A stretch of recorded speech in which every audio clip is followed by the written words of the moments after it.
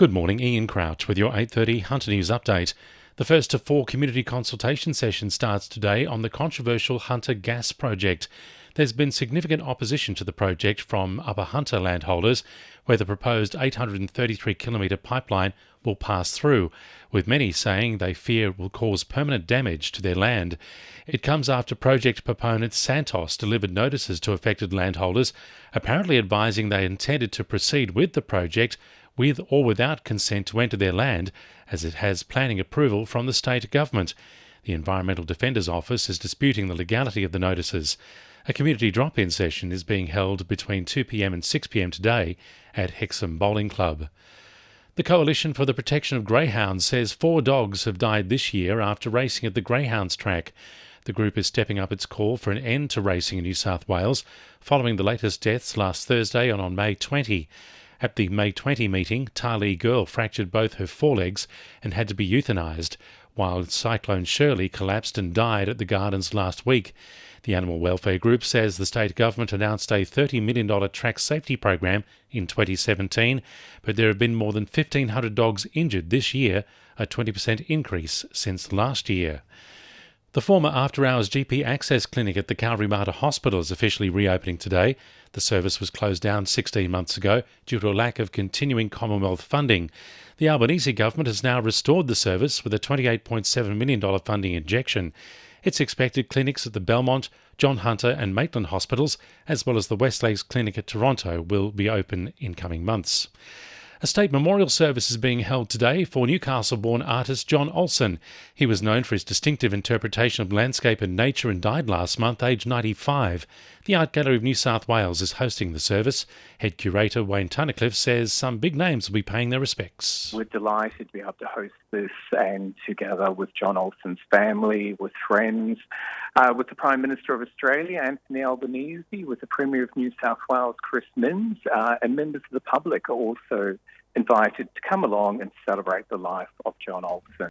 The state opposition fears the Minns government could be about to scrap the regional apprentice and university student travel card in the September budget.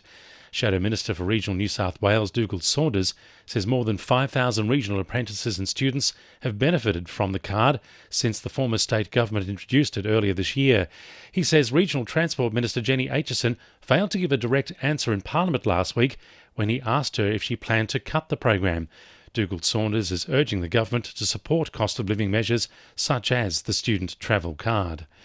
The Central Coast Community College has commenced its Girls Can Too program, allowing female students to get hands-on experience in a trade. At the Lake Macquarie campus, 15 students have enrolled in the program. Trade Training Coordinator Richard Sellick says it's an important step in creating career opportunities for young women. The program's designed for girls in years 9 to 11 at high school looking to go into non-female dominant trades.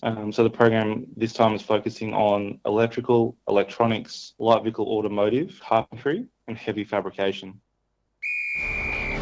2NURFM Sport. Despite being the favoured outfit to win, the Knights were made to work for their 28-18 victory over Manly. Falling short of multiple try-scoring opportunities, centre Bradman Best was held up over the try line, while Lachlan Fitzgibbon was penalised after a double movement. Lachlan Miller was dropped to the bench for the match, with Kalen Ponga moved back into fullback, while Dom Young, Best, Phoenix Crosland and Greg Marzu all got on the scoresheet. Coach Adam O'Brien says Marzu's been outstanding. Really good, worked hard, left him out of the team in the first couple of rounds because I didn't think his trial form defensively. Again, if I've got to pick between two, I'll go the defender. Merewether Rugby coach Tony Munro believes Captain Sam Rouse has what it takes to step up for a place in the Shute Shield this season, scoring 4 tries in his side's 52-22 win over Wanderers, gifting them their 7th straight victory and an unbeaten start to the campaign. Newcastle are set to compete at the New South Wales Country Championships at Tamworth in a fortnight, with Rouse among a number of players expressing interest. And Merewether surfer Ryan Callanan has fallen short of a place in the quarterfinals of the Surf Ranch Pro. He's now set to appear at the El Salvador Pro in June.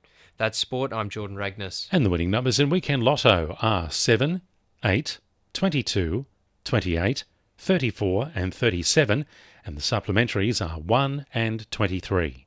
And now you're up to date with the latest 2NURFM Hunter News.